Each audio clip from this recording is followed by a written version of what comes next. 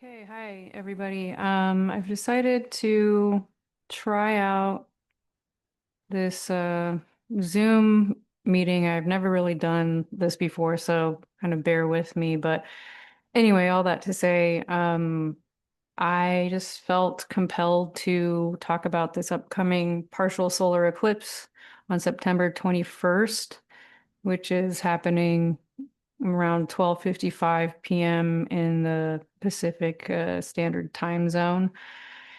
Um, and yeah, I guess I just had it in me to talk about this because I was researching it and it just things were lining up with world events and just feeling the intensity of this period of time ever, especially since the lunar eclipse that happened on the 7th of September. So I have scripted what I'm going to say because I'm a little bit of a person on the spectrum and I need my little script. So let's just dig into it. Hopefully you can follow along. All right. So I'm a Vedic astrologer, first off. So we deal with something called nakshatras, or they're also called lunar mansions. These are sections of the constellations and they hold their own meaning, stories, and significance. And this partial solar eclipse, which is starting in the end degrees of Leo, if you're doing the sidereal system like I do, and ultimately happening in Virgo at the fourth degree, is in a nakshatra or lunar mansion called Uttara Phalguni. And this is a very powerful nakshatra for what it represents. So let's talk about that. So yes, again, this is 4 degrees Virgo sidereal. It's 28 tropical. So if you have a tropical chart that you want to look at, you can. I've put up both charts, but you can see over here, this is where the sun and moon are during the eclipse. Even though the south node is here, it's close enough. That's why it's a partial eclipse. And you'll also see that it's aspecting directly in opposition Saturn. Um, so yeah, let's just keep talking. First off, what are eclipses known for? They are known for major transformation in the world or maybe in your personal life, depending on your chart. They can reveal hidden information, they can take things out of your life, but ultimately they are here to teach you to level up your consciousness about how you do your own life. So if you feel you've been doing well, then the eclipse may benefit you. It could sweep away the BS that's been hovering around you. Alternately, if you've been in a place of feeling down and out, or you're not noticing the lessons that are being shown to you, these periods of time can often cause suffering or, perceived suffering because we're not really getting the message. So they can kind of take things out of your life in a way that can be shocking at times. This becomes more powerful or intense when you have planets near the eclipse axes. So I want to talk about Leo and Virgo, where the moon is crossing until it meets the sun in this solar eclipse. So it's really important to talk about the signs. And in this case, I want to talk also about the houses that these signs naturally rule. So, first off, Leo represents the king, rulers, leaders. His sign is ruled by the sun. That's our masculine side, our confidence. It's what we are putting into the world, it's what we're showing the world. And the house that Leo naturally rules is the fifth house. This is the house of creativity, where you put your creations into the world for other people to see. So you can create good things, you can create mediocre things, you can create bad things, and you can show others. Um, it's also the house of romantic relationships. So you're starting a new romance. So you can create a good relationship from that. You can create a mediocre relationship from that. You can create a bad relationship from that. Um, so this is a very powerful house. It's And this is a very powerful sign, Leo.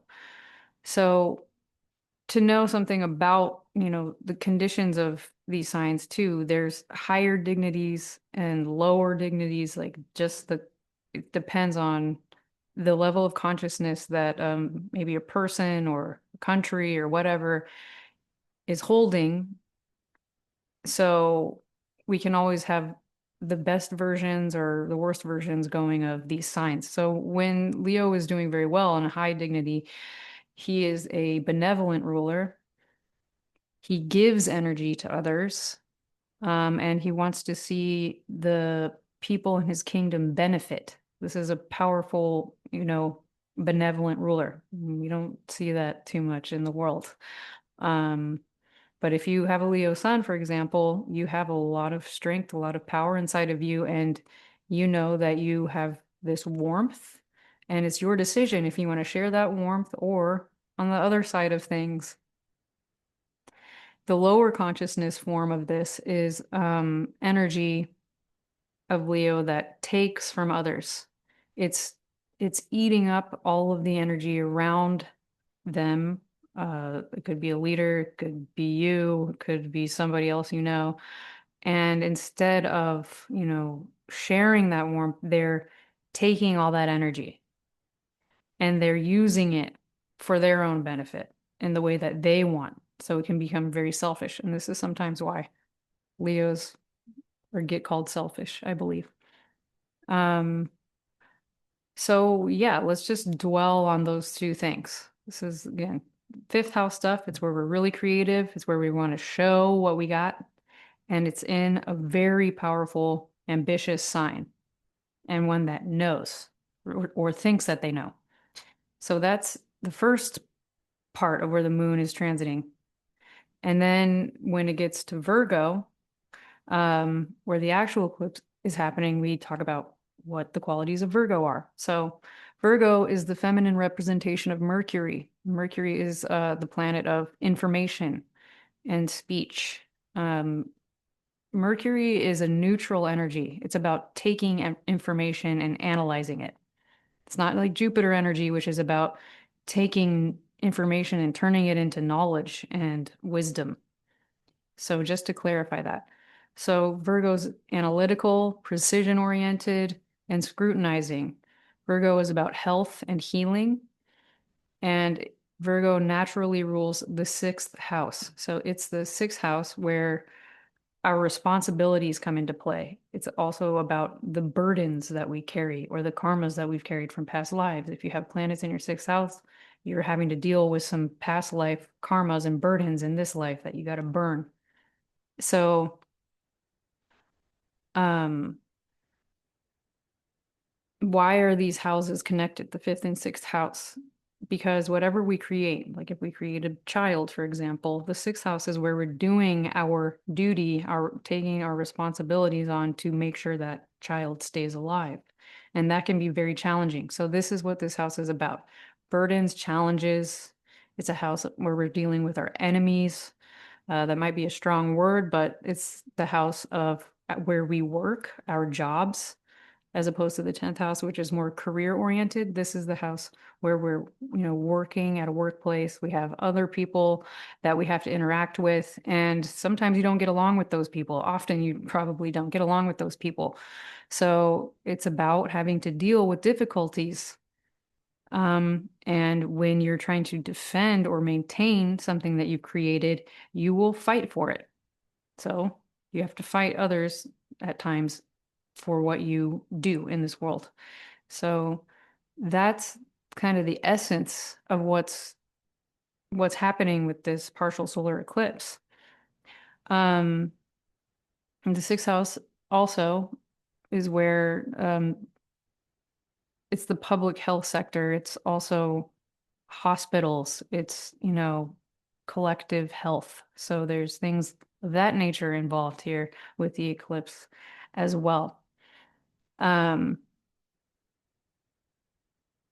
So yeah, this is just a difficult house because we're here, you're trying to communicate with people. You're trying to, get your your point, your beliefs, your creations across and keep them alive. And sometimes that takes a lot of effort. So let's move on. I want to talk about the Nakshatra or the lunar mansion, Uttara Phalguni. And I find this to be really pertinent or poignant in this, what's happening in the world right now. So let's talk about it. This is a section of the sky where Leo and Virgo connect. So the first pada or decan of Uttara Phalguni lies in Leo, and then it crosses over, and the last three padas are in Virgo. And I'm going to be paraphrasing from a book. It's called Myths and Symbols of Vedic Astrology. So hopefully this isn't like mirrored backwards or whatever. By Bepin Behari.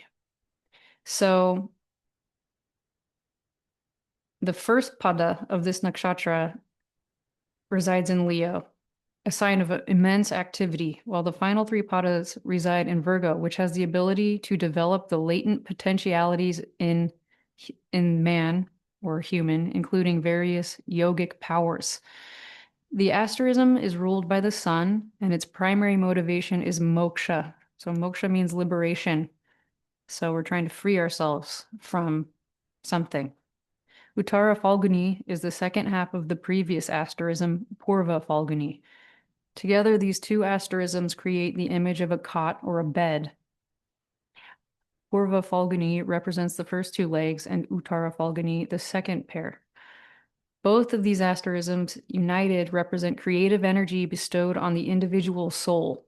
The four legs of the cot represent the lower quaternity of the human being, consisting of his physical sheath, the etheric double, which provides the channel for the flow of vital energy, the astral sheath, which radiates and responds to emotional vibrations, and the mental sheath, which enables the individual to think. These aspects of cosmic evolution provide the arena in which the individual acts and the vehicle. These aspects of cosmic evolution provide the arena in which the individual acts and the vehicle through which the soul can express itself. The Phalgunis represent the unity existing between the various capabilities of the human individual, which during the course of one's evolution are brought into function. So it's kind of talking about how we have these potentialities or these latent, energies inside of us that we have to take upon ourselves to activate. So Uttara Phalguni provides the basic power, the inner urge, the restless energy, which can concretize under favorable circumstances. In order to attain this state, there must be many disturbances, though. So again, sixth house, pretty disturbing. I just talked about that. This asterism shows the courage and endurance that descend on seasoned fighters who are confident of their strength, their righteousness of their mission, and the final victorious outcome of their efforts. Uttara Phalguni is the asterism which enables the individual soul to appear with all its capabilities developed as a result of fighting his way through the realm of matter. It represents ambition, difficulties, the righteous struggle. And what this nakshatra is teaching us is within the vastness of space or the unknown, we feel loneliness or incapable of playing an active role in the universal unfoldment. So it's necessary to go within, but at some point, when we feel ready, we want to come together to fight for what is right, what is bigger than our individual selves. The nakshatra will back the energy of those who come together to fight, but the intention needs to be clear and of sound strategy. The actions cannot be impulsive, resulting in a positive result. That won't happen. So there's this energy to this nakshatra that's about, finding who you are through the connection with others and how you are much stronger than you think you are. But getting right morally is important. Understanding what your morals, ethics, principles are, and then going and taking action. So Uttara Phalguni has the quality of making a person ambitious, especially when they begin to achieve and feel secure. So it just depends on your ambition. This asterism can also show those who meddle with dangerous power. So it's very polarized energy too. It's just a very strong nakshatra. It's very much about what's in your mind and how you're going to put it out there and who you're going to do it with. So have you been feeling the itch, the call to action? Have you been noticing what doesn't resonate with your actual true self? This eclipse is about not abandoning your truth. But then again, what is your truth? That's something we have to all get clear on. It might not be the same as someone else's. I'm sure it's not. But the person that person might have just as much ambition as you.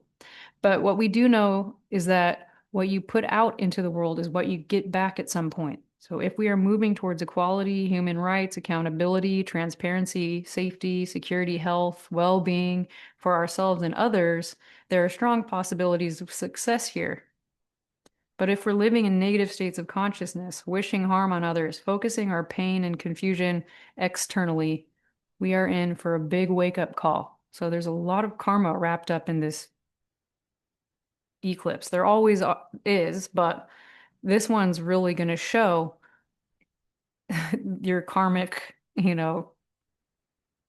what circles back around for you karmically in a way. And that doesn't have to be negative. It can sound scary sometimes, but how does that make you feel? Now that you have that information. And then when you think about what's happening in the world, this very monumental moment in history, we've unprecedented in our lifetimes. What do you intuit by having this information given to you? So now I'm going to talk about what can happen in your personal chart if you have any natal planets in the late degrees of Leo and very early degrees of Virgo, or if you do tropical astrology, any planets in your chart that live around 28 degrees of Virgo. And the effects are not as powerful the further the planet is away, even when in the same sign. So I would say about 10 plus degrees away, the energies are fading. Just waiting for this truck. Okay, so before I start talking about the planets that can be conjunct with this eclipse, I just want you to bear in mind that this eclipse is directly in opposition with Saturn. So here's the eclipse, and here's Saturn. Um, Saturn slows or delays events or situations in life. It can even stop them. It can take things out. It can, you might have these aspirations and they might just not happen right now. So that can sound pretty grim.